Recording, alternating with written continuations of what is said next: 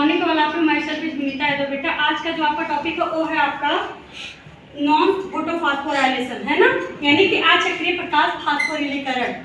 देखिए जो इसके पहले चक्रीय फास्फोरिलीकरण हो गया था और इस टॉपिक में आज का जो आपका टॉपिक है वो है अचक्रीय फोटोफॉस्फोराइलेशन मीन्स अचक्रीय प्रकाश फास्फोरिलेशन। देखो इसमें क्या हो रहा है, जो आपका अचक्रीय प्रकाश फोटोफॉस्फोरिलेशन होता है इसमें आपके फोटो सिस्टम फर्स्ट और सेकंड दोनों इन्वॉल्व है, यानी कि फोटो सिस्टम सेकंड भी है और फर्स्ट भी है। अब फोटो सिस्टम फर्स्ट में कितने एमएम की लाइट लगती है, तो फोटो सिस्टम सेकंड में जो आपका वो होता है इसमें 680 एमएम की लाइट लगती है, मतलब आपका वेवलेंथ लगता है 680 एमएम का वेवलेंथ लाइट, और यहाँ पर 700 एमएम की लाइट लगती है ना। और यहाँ आप देख रहे हैं कि ये जो आपका रिएक्शन सेंटर है ये आपका फोटो सिस्टम सेकंड का रिएक्शन सेंटर है और ये आपका फर्स्ट। अब इसमें क्या हो रहा है, चक्रीय में तो बता दिया गया था उसमें इलेक्ट्रॉन जहाँ से चलता था वहीं से आकर के फिर उसी स्थान पे आ जाता था, इसीलिए उसे चक्रीय बोलते थे, है ना। लेकिन in case of non photophosphorylation इसमें क्या होता है, इसमें जहाँ से इलेक्ट्रॉन चलता है वहाँ नहीं आता बल्कि दूसरे स्थान पे चला जाता है, इसलिए इसका नाम है अचक्रीय फास्फोरिलीकरण। यहाँ से इलेक्ट्रॉन मान लीजिए चला, यहाँ से इलेक्ट्रॉन यहाँ पे सूर्य का प्रकाश पड़ रहा है, सूर्य का प्रकाश फोटो सिस्टम सेकंड और फर्स्ट दोनों पे पड़ा।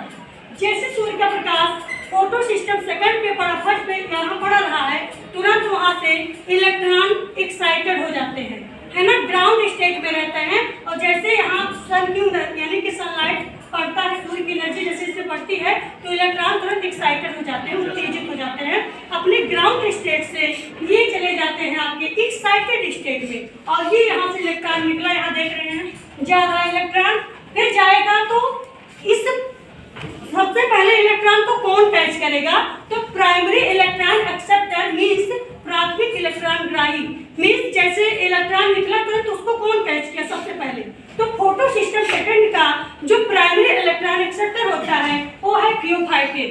ये इलेक्ट्रॉन को पहले कैच करता है, पकड़ा, यहाँ से इलेक्ट्रॉन जैसे ग्राउंड स्टेट से आपके निकले एक्साइटेड स्टेट में, तुरंत तो यहाँ इलेक्ट्रॉन फियोफाइटिन पकड़ा, फियोफाइटिन से इलेक्ट्रॉन फिर तुरंत प्लास्टोक्विनोन में आया, प्लास्टोक्विनोन और यहाँ साइटोक्रोम B6, साइटोक्रोम B6 और प्लास्टोक्विनोन इन दोनों के बीच आप देख रहे हैं एडेनोसिन डाइफॉस्फेट से इनऑर्गेनिक फास्फेट यानी कि एसोसिएट हो रहे हैं और फॉर्मेशन हो रहा है एटीपी। एटीपी का फॉर्मेशन कैसे हो रहा है, तो एटीपी और इनऑर्गेनिक फास्फेट के मिलने से हो रहा है। और कैसे हुआ, इलेक्ट्रॉन की एनर्जी द्वारा हुआ। यहाँ पर फिर साइटोक्रोम B6 है, फिर वहाँ साइटोक्रोम B6 इलेक्ट्रॉन को साइटोक्रोम F को दे दिया, फिर साइटोक्रोम F ने प्लास्टोसाइनिन को दे दिया। अब देखिए जो आपका pheophytin, plastoquinone, cytochrome B6, cytochrome F इतने जो सारे आपके होते हैं ये आपके आयरन कंटेनिंग होते हैं, सब में आयरन कंटेन होता है, और प्लास्टोसाइनिन में केवल ये कॉपर कंटेनिंग एलिमेंट है, इसमें कॉपर होता है प्लास्टोसाइनिन में। अब प्लास्टोसाइनिन ने इलेक्ट्रॉन को इसमें दे दिया, किसको, फोटो सिस्टम फर्स्ट को दे दिया। अब यहाँ देखिए बेटा ये इलेक्ट्रॉन यहाँ से चला था यहाँ, फिर यहाँ से यहाँ नहीं आया ना, इसीलिए इसे क्या बोल दिया, अचक्रीय। क्या बोल दिया, अचक्रीय। हाँ, एक चक्र में नहीं चल रहे हैं बल्कि ये दूसरे डायरेक्शन में जा रहे हैं। तो यहाँ अब बात करते हैं फोटो सिस्टम सेकंड, अब आपका फर्स्ट आ गया यहाँ पर। अब यहाँ पर भी इलेक्ट्रॉन निकले हैं क्योंकि सूर्य का प्रकाश पड़ रहा है ना, तो यहाँ से भी तो इलेक्ट्रॉन निकलेंगे। अब यहाँ से भी इलेक्ट्रॉन निकला और फिर यहाँ पे जो यहाँ से इलेक्ट्रॉन आया था इसको पहले तो यहाँ पर भी प्राइमरी इलेक्ट्रॉन एक्सेप्टर है, तो फोटो सिस्टम फर्स्ट का प्राइमरी इलेक्ट्रॉन ग्राही कौन है, तुरंत बताओगे, जो फोटो सिस्टम फर्स्ट का चक्रीय प्रकाश फास्फोरिलीकरण का प्राथमिक इलेक्ट्रॉन ग्राही होता है वो होता है आपका iron sulphate protein, iron sulphate protein जिसे फेरिक FeS बोलते हैं। अब फेरिक FeS के S से होते हुए इलेक्ट्रॉन आपका गया यहाँ पे फेरिडॉक्सिन के पास। अब फेरिडॉक्सिन ने इलेक्ट्रॉन को ले लिया, रखा है इलेक्ट्रॉन को।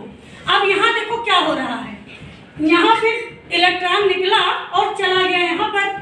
अब यहाँ मान लीजिए यहाँ मान लीजिए वो बिस्किट है, बिस्किट का पैकेट, तो बिस्किट के पैकेट में से अगर एक बिस्किट आप निकाल ले तो वहाँ पे कैसा हो जाएगा, खाली हो जाएगा। हाँ, खाली हो जाएगा ना, तो यहाँ से भी इलेक्ट्रॉन निकला इसीलिए ये जगह खाली हो गया, और जैसे खाली हो गया तो पे, इसका जगह खाली हो गया, घाव हो गया। उसने बोला देखो मेरा इलेक्ट्रॉन चला गया, फिर पुनः नहीं आया। देखिए यहाँ इलेक्ट्रॉन की कमी हो गई है, कुछ करना है जिससे यहाँ इलेक्ट्रॉन आ जाए। हमें इलेक्ट्रॉन की जरूरत है। यहाँ कमी हो गई इलेक्ट्रॉन की, क्योंकि इलेक्ट्रॉन निकला डायरेक्ट वहाँ चला गया, यहाँ नहीं आया, तो यहाँ पे घाव कर गया। यहाँ पे आपका मतलब यहाँ पे होल कर दिया है ना। अब उस गड्ढे को भरना है, उस होल को फिलअप करना है, तो कैसे होगा? इसीलिए अचक्रीय प्रकाश फास्फोरिलीकरण में आपका फोटोलिसिस ऑफ वाटर होगा, है ना। वाटर का अपघटन होगा, पानी टूटेगा, वाटर के दो मॉलिक्यूल, वाटर के जल के दो अणु टूटेंगे। जब जल के अणु दो अणु टूटेंगे प्रकाश की उपस्थिति में, और ये सब एलिमेंट हैं जो सहायता करेंगे तोड़ने में, है ना। तो ये जो आपका वाटर का दो मॉलिक्यूल्स है ये टूटेगा, 4 इलेक्ट्रॉन, 4 इलेक्ट्रॉन, 4 फोटॉन, फोटॉन माने आपका हाइड्रोजन ही है। इसके बाद हाफ ऑक्सीजन, यानी कि जो आपका H2O का स्प्लिटिंग होता है, यानी कि जो आपके पानी जल टूटते हैं, जल का अपघटन होता है, तो 4 इलेक्ट्रॉन, 4 फोटॉन और हाफ ऑक्सीजन रिलीज होती है। अब देखिए यहाँ पर कमी हो गया था ना, इलेक्ट्रॉन का कमी होता कि नहीं बेटा? कमी हो गया था ना। इसने कहा देखिए मुझे जरूरत है, यहाँ हमारा होल हो गया है, गड्ढा हो गया है, इसको भरना है। तो उसने कहा देखो भाई, जब आपका ये यहाँ कमी हो गया है तो फोटोलिसिस ऑफ वाटर आपने किया ना, अब इसी फोटोलिसिस ऑफ वाटर से आप इलेक्ट्रॉन को यहाँ दे दो। अब इसमें से इलेक्ट्रॉन, 2 इलेक्ट्रॉन की कमी हुई थी और दोनों इलेक्ट्रॉन यहाँ आ गया, तो उसका क्या हुआ? जो आपका खाली स्थान था भरा कि नहीं भरा? भर गया ना। तो हमारे अचक्रीय प्रकाश फास्फोरिलीकरण में इलेक्ट्रॉन फोटोलिसिस ऑफ वाटर क्यों आवश्यक है? इलेक्ट्रॉन की पूर्ति के लिए। अब हम बात करते हैं, ये 4 हाइड्रोजन जो आपके हैं, 4 फोटॉन, एक यहाँ जाएंगे, कैसे क्या होगा? तो यहाँ पे आप देख रहे हैं कि अब फेरिडॉक्सिन के पास, अब देखो इसमें जो इलेक्ट्रॉन एक्साइटेड हुआ था, इसमें तो कोई ऐसा कमी नहीं हुआ है, क्योंकि यहाँ से भी इलेक्ट्रॉन आ गया और इसमें भी इलेक्ट्रॉन है, तो कोई कमी हुई नहीं ना।